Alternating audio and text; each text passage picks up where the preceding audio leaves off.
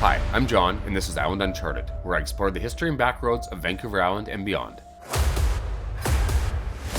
On this episode, I'm going to be exploring 10 places on Vancouver Island that have been forgotten about or lost to time. Join me as I share my stories of Vancouver Island's hidden past.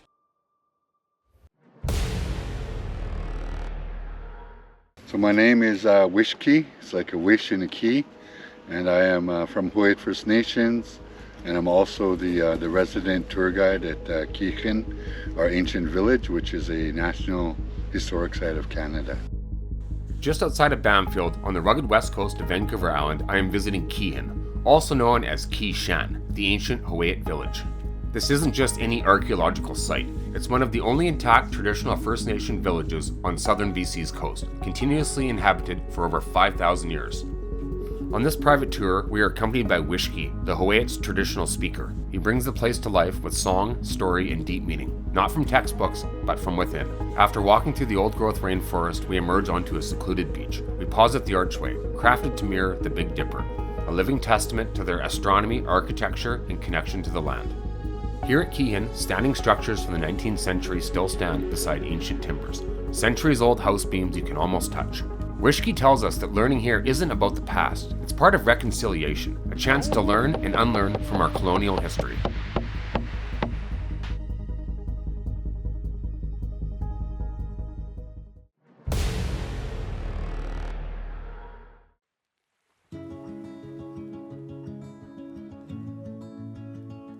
Today I'm exploring one of the Cowichan Valley's most fascinating and forgotten estates, the Stonehill Farm. Tucked away on 130 acres just east of Duncan, this place was once the pride of a powerful Vancouver Island family, but now it sits in quiet ruins, slowly being reclaimed by nature. The Stonehill Farm was originally established in the 1920s by Carlton Stone, a wealthy sawmill owner who made his fortune in the booming coastal timber industry. But it was his son Norman who truly transformed the property in the late 1950s. This wasn't just a farm, it was a full-scale retreat. The family poured money into building a massive modernist mansion, complete with an indoor pool, landscape gardens, and huge pond, fed by a small, man-made waterfall tucked in the trees behind the house. Scattered across the property are tons of old outbuildings, abandoned barns, abandoned stables, mechanical sheds, and remnants of the family's sawmill operation. Rusted gears, broken gates, and twisted metal are all that's left of a once thriving estate that blended industry, agriculture, and wealth into one quiet corner of the island. Walking through the ruins today, you can still feel how ambitious this truly was. The mansion is made of solid concrete, and inside you'll find cedar-beamed ceilings, huge fireplaces, and remnants of a luxurious lifestyle that's long since vanished. Every room has a story, and every wall is slowly crumbling. It's not hard to imagine parties here in the 60s, horses grazing the fields, and workers moving timber through the mill. But those days are long gone. And today the silence is almost haunting, all echo against the bone of a dream that did not survive the decades.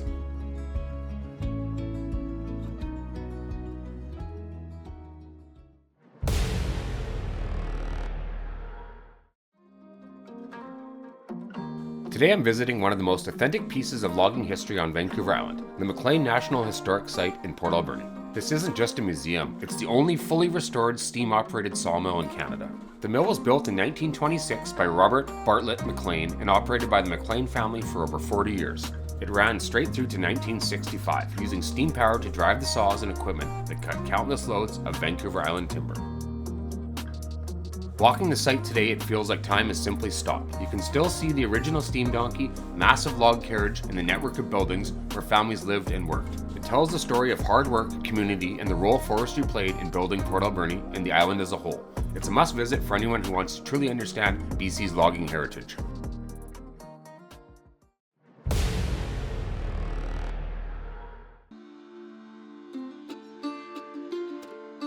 I'm exploring a forgotten stretch of railway between Cameron Lake and Port Alberni, a path once vital to the region's logging and industrial past. But pieces of its history are everywhere. I find piles of old railway spikes, busted couplers, rusted plates, and broken rail sections scattered along the tracks. Reminders of when this track was alive with the sound of trains.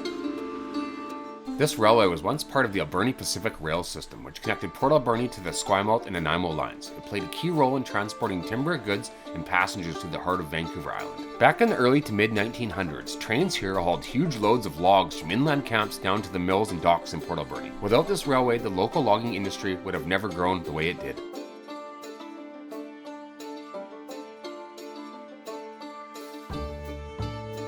Walking this route now, it's hard to believe how important it once was. The rails are twisted, the ties are mostly rotten, and many sections have been pulled up or buried under years of forest growth. But every now and again, you find a perfect reminder, a rail bed still intact, a broken bridge foundation, or a ton of rusty buckets strewn in the forest.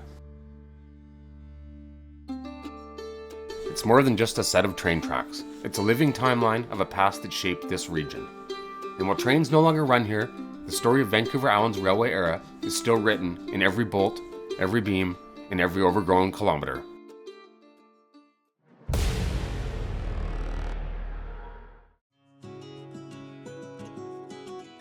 Tucked away on the back roads of Vancouver Island lies the overgrown remains of the old Suquash Mine. I'm not sure if that's how you say the name.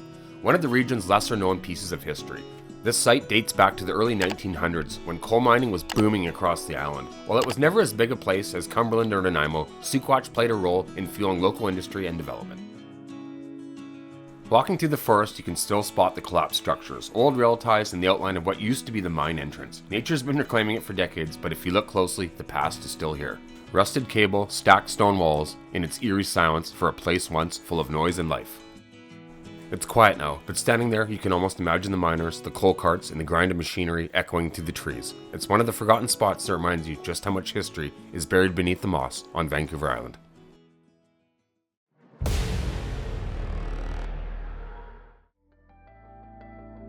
This adventure starts at first light, and hastily blowing up my inflatable raft, where I'm off to explore Stage 3 of the Alberni Inlet Trail. What makes this section cool is that it follows an old railway grade that was started over a century ago but never finished. In the early 1900s, there were big plans to build a railway along the inlet to support the booming logging industry and connect remote camps to Port Alberni's mills and port. Crews began carving into the hillside, building embankments and blasting through rock. But the project ran out of funding and was eventually abandoned before a single rail was even laid.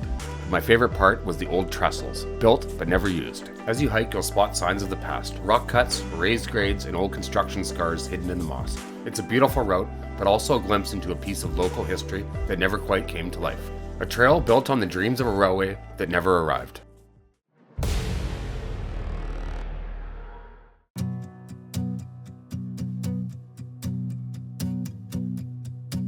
Just a short hike up from the famous Suq potholes lies one of Vancouver Island's most fascinating, forgotten places, the ruins of the Deertrail Resort. Tucked away in the trees, it was intended to be a luxury wilderness lodge. Built back in the early 80s, the idea was to create an upscale escape to nature with private suites overlooking the river, hiking access right out of the front door, and a rustic lodge vibes with a touch of class.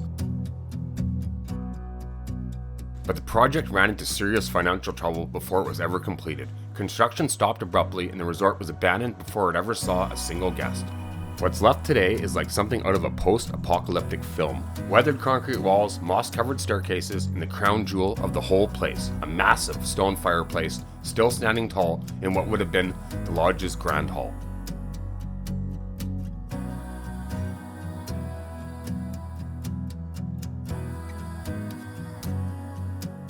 It's eerie, but beautiful. Nature has completely taken over. Trees growing through the floors, vines creeping up the walls, and birds nesting where guests would have stayed. It's a place frozen in time, and the silence just adds to the atmosphere.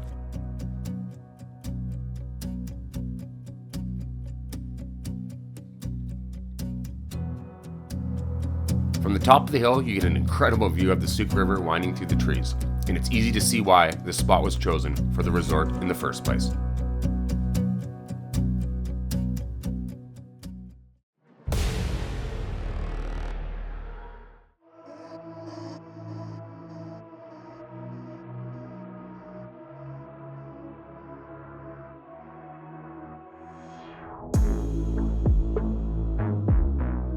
Tucked deep in the woods along Vancouver Island's coast is one of the weirdest places I've explored to date, the abandoned Jordan River Power Station. Built over a century ago, this place once supplied power to Victoria and outlying communities, but it's been left to rot.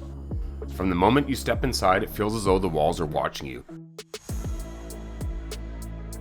Rusted pipes, broken gauges, and graffiti-covered control rooms tell the story of a place long forgotten.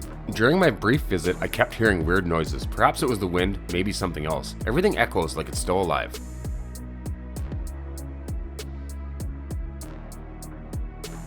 Old staircases that lead to nowhere and pitch-black hallways seem to stretch on forever. I don't know what it is, but the deeper you go, the heavier it feels. It's haunting, but beautiful in a strange way. If you're into abandoned history or just looking to get a little spooked, this place definitely delivers.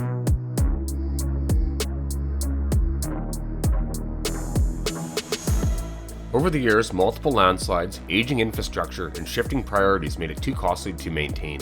By the early 2000s, the station was officially shut down and left to decay. Down here, the air gets colder, the light disappears, it's damp, echoey, and full of graffiti that makes it somehow feel even more creepy. I found open pits, broken ladders, and dark rooms that feel like something out of a horror movie.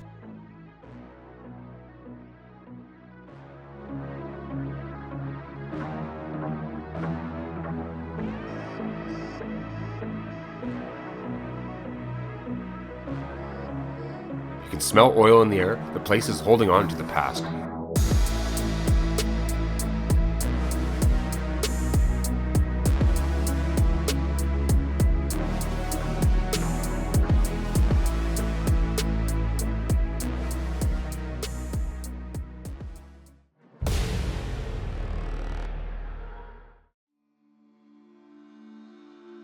Tucked deep in the China Creek watershed near Port Alberni, I hiked up the McLaughlin Ridge and found some haunting remains of an old and what I believe to be nameless mine. One of the many forgotten sites scattered across Vancouver Island's rugged interior. There is no official name on the map, but it's part of a story of something much bigger. In the late 1800s and early 1900s, Chinese miners were often hired, or left behind, to work in dangerous remote claims like this one. After larger operations had shut down, these men would return and rework for the leftover ore, often with very little pay and under very harsh conditions.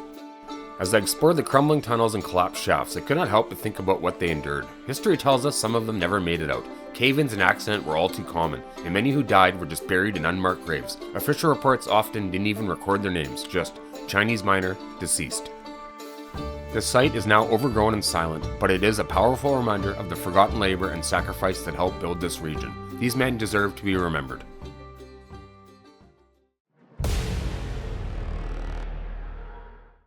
Just outside of Tofino, British Columbia, deep in the rainforest, I hiked to one of the wildest World War II crash sites in Canada. On the way to the wreck, there's an old building. This building we're looking at is actually an old World War II era radio building. It was part of the Tofino Air Base, and it played a critical role in the coastal defense during the war. It's essentially a small concrete bunker, now crumbling and covered in moss.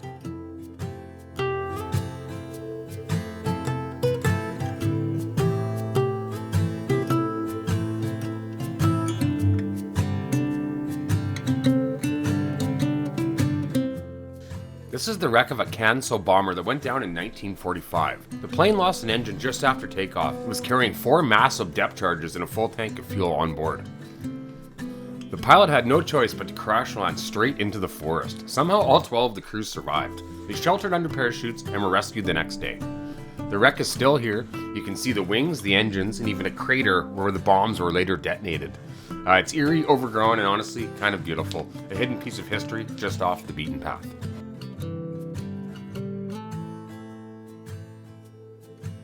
For anyone interested in accessing this site, it's about a 4-kilometer hike round trip, super easy. They've added boardwalks. And the trailhead is located just off the Pacific Rim Highway on the Radar Hill turnoff.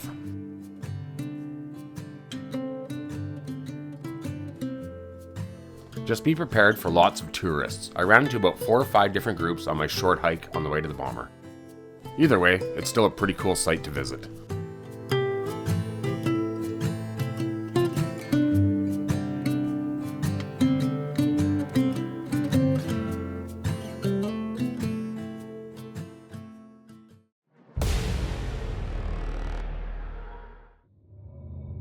Near Cape Scott lies the Running Gardens, and just to the right of the parking lot is a hidden relic, an old pioneer graveyard that predates the garden itself. Most of the headstones have vanished, but faint markers hint at settlers and possibly some of the original homesteaders who traveled this old wagon road toward Cape Scott. Records from the 90s mention that locals kept the cemetery brushed up, preserving at least a handful of graves more than a century old. There's a powerful stillness here, each weathered plot a reminder of the rugged lives and early passings in this remote wild.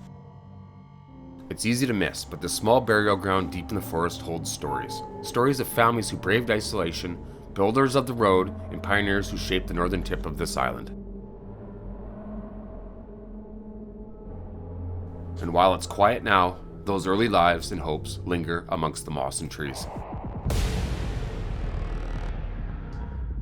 Thank you guys for sticking around until the end of the video. If you like this type of content, make sure to check out my channel on YouTube, Island Uncharted. I have tons of videos all over Vancouver Island with stuff just like this. If you enjoyed the video, make sure to give it a like. If you have any questions, feel free to leave them down below in the comments. If you like the channel, consider subscribing. And we'll see you guys on the next one.